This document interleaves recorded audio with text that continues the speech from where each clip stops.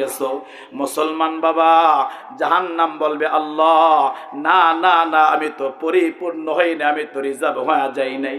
আয় আল্লাহ, আমার পেটের মধ্যে বড় ক্ষুধা, আল্লাহ আমার পেটের মধ্যে বড় যন্ত্রণা। এরে মুসলমান বাবা, এইভাবে জাহান্নাম বলতে থাকবে আর আওয়াজ করতে থাকবে বাবা। সেদিন ভয়ঙ্কর আওয়াজটা জাহান্নাম করতে থাকবে।